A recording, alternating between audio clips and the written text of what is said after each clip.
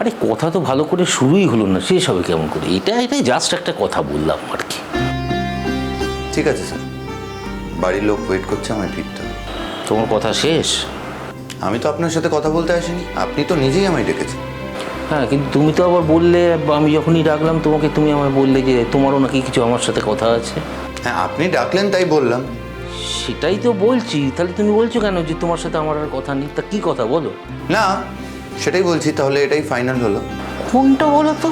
এই যে আপনি মাঝে মাঝে কিছু বুঝতে পারেন না, না সেটা আমায় আরো বেশি অবাক লাগছে। আর তুমি এত কথা বলছো যে আমি ঠিক বুঝতে পারছি না, মানে কোনটা, মানে তোমার বিদেশ যাওয়াটা ফাইনাল না ডিভোর্সটা ফাইনাল, কোনটা বলো তো, আমাকে ক্লিয়ার করে বলো। দেখুন স্যার, আপনার মেয়ে যদি চায় তাহলে আমি আটকাবো না, আমি ডিভোর্সটা দিয়ে দেবো। দেখো, আমার মেয়ে যদি একান্তই তোমার সাথে থাকতে না চায়, তাহলে তাহলে জোর করে আটকে রাখার তো কোনো মানে হয় না। ইন দ্যাট কেস ডিভোর্সটা দিয়ে দেওয়াই ভালো না? আপনিও বোধহয় এটাই চেয়েছিলেন না? কোনটা? না, এখন তো তাই মনে হচ্ছে। আপনি গুনগুনকে আপনার কাছে নিয়ে এলেন, অথচ আমায় এইভাবে মিসগাইড করলেন। অদ্ভুত লাগছে। না হলে তো আপনি এরকম নির্মল মুখে বলতে পারতেন না। তার মানে নিশ্চয়ই আপনারও মদত আছে এর পেছনে।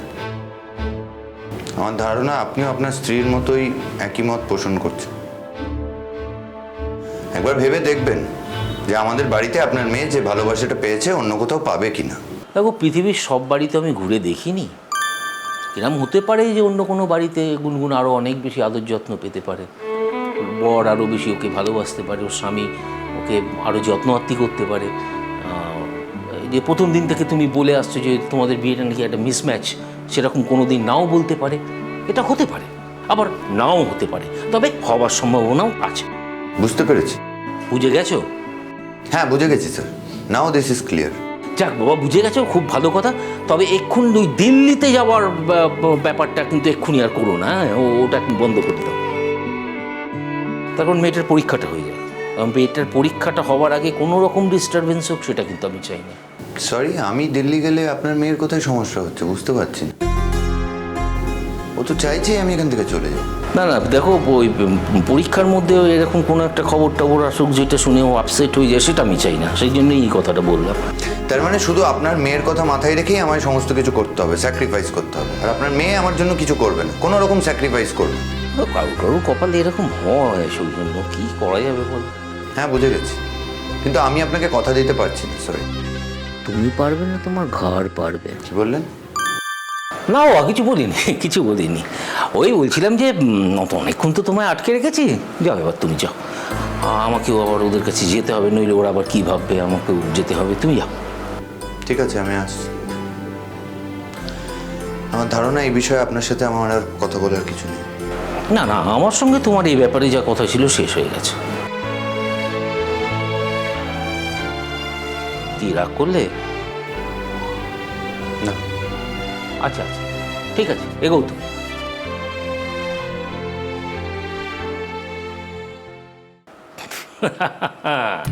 কেমন লেজে গোবরে খেললাম জামাই বাবা জীবন। হ্যাঁ, তুমি তো এটা প্রমাণ করে দিলে যে গুনগুনকে ছাড়া তুমি এক দ্বন্দ্ব থাকতে পারো না।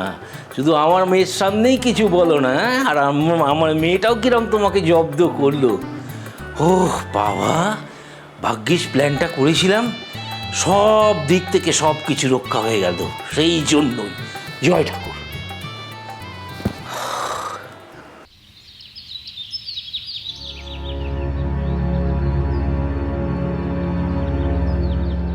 এতজন মিলে গেলে মেয়েটাকে নিয়ে আসতে পারলে না? আরে আমি তো যেতেই চেয়েছিলাম, তোরাই তো আমাকে নিলি না। না মা, আসলে আমরা সবাই ভেবেছিলাম বাবিন যাচ্ছে, আমরা সবাই যাচ্ছি, হয়তো হয়তো আসবে। জানো মা, গুনগুন আজ আমাদের কারোর সঙ্গে ভালো করে কথাও বলেনি। সব কিছুর পেছনে এই বাবিন, এই বাবিনের জন্য সব হয়েছে। না মেশ ঠাকুরপো, শুধু বাবিনের দোষ দিও না। আমিও তো তাকে মন্দ কথা বলেছি, ওর ওপর রাগ করেছি। তুমি যদি রাগ দেখাও বৌদি, সে একদিন দেখিয়েছো, বাকি দিন এতগুলো মাস তাকে তো ভালোবেসেছো নাকি? আর বাবিন কি করেছে? প্রথম দিন থেকে হেলাচিদ্দা করেছে মেয়েটাকে, কোনোদিন ওর মূল্য দেয়নি। কি রে, করিসনি বল? হ্যাঁ, তোমরা তো শুধু সেটাই দেখেছো। সোনাদা, তুমি গুনগুনকে রিকোয়েস্ট করেছো, আমরা মানছি, আমরা দেখেছি সবাই। কিন্তু কি বলতো, গুনগুন না খুব স্ট্রিক্ট হয়ে গেছে, রিজিড হয়ে গেছে। আসলে ওর মনে খুব আঘাত লেগেছে। শোনো রূপাঞ্জন, আঘাত লাগার মতো এমন কিছু ঘটনা ঘটেনি। এরকম আঘাত আমি কিন্তু অনেক পেয়েছি, অনেক ঘটিয়েছে ও আমার সাথে। তুমি থামো তো। আমার সঙ্গে অনেক রকম ঘটনা ঘটিয়েছে, তো তোমার সঙ্গে অনেক রকম ঘটনা ঘটিয়েছে বলে কি তুমিও ওর সঙ্গে ওরকম ঘটনা ঘটাবে? আশ্চর্য কথা বলছো। কি এমন ঘটিয়েছি আমি? ওর কিছু কিছু আচরণ আমার ভালো লাগেনি, আমি প্রতিবাদ করেছি, বলতে পারবো না। ও তাহলে তো কোনো কথাই বলা যাবে না। বলতে গেলে তো এখন সব কথা বলতে হয়। ভদ্রলোকের কাছে প্রমিস করেছি তাই। এখন তো উনি নিজেই উল্টো গান গাইছেন। অদ্ভুত। আচ্ছা, কৌশিক কি বললো? হ্যাঁ, কৌশিক কি বললো? ও তো আজকাল আমাদের বাড়িতে আসেও না, কোনো খোঁজও নেয় না। তাকে যখন ডাকা হয়েছিল সে তো এসে মেয়েকে নিয়ে চলে গেল। তারপর তো আমি তাকে বলেছিলাম মেয়েকে বুঝিয়ে শুনিয়ে এ বাড়িতে পাঠিয়ে দিতে। কই, তা তো দিল না সে। না না না বৌদি, এটা তুমি ঠিক কাজ করো। আরে তারও তো মেয়ে, তারও তো মান সম্মান আছে। তা তো তুমি তাকে ডাকলে, তারপর তার মেয়েকে বললে নিয়ে চলে যেতে, আর এখন তার মনে হচ্ছে কেন আমি তো মেয়েকে ফেরত দেবো। মেয়েটার তো আর খাওয়া পড়ার অভাব নেই, থাকারও অভাব নেই। এটা ঠিক হয়নি, ঠিক হয়নি। তাহলে ঠাকুরপো দেখছি আমারই তো সবচেয়ে বড় দোষ হয়ে গেছে। একটা কথা না বলে পাচ্ছি না বৌদি, জানো কৌশিকটা না অদ্ভুতভাবে বদলে গেছে। জানো, গুনগুন তো বদলেছেই, কিন্তু তার সাথে সাথে গুনগুনের বাবা মানে কৌশিকদা অদ্ভুতভাবে বদলে গেছে। চিনতেই পাচ্ছি না মানুষটাকে। কৌশিকদা তো আগে এমনটা ছিলেন না। উনি তো চাইলেই একবার বললে মেয়েটাকে এই বাড়ি পাঠিয়ে দিতে পারতেন। হ্যাঁ, বাবিনের ওপরে আজকে আমরা অতটা রাগ করতে পারছি না, বাবিন যথেষ্ট রিকোয়েস্ট করেছে। কিন্তু কৌশিকদা যদি চাইতেন, মানে অন্তত যদি বলতেন পরীক্ষার পরেও ফিরে আসবে, সেটাও তো বললেন না। সে কথাও তো বলেনি। আসলে আমরা কমপ্লিটলি কিছু জানতে পারিনি। কবে আসবে, আদেও আসবে কিনা কিছু বোঝা যাচ্ছে না। আসবে না।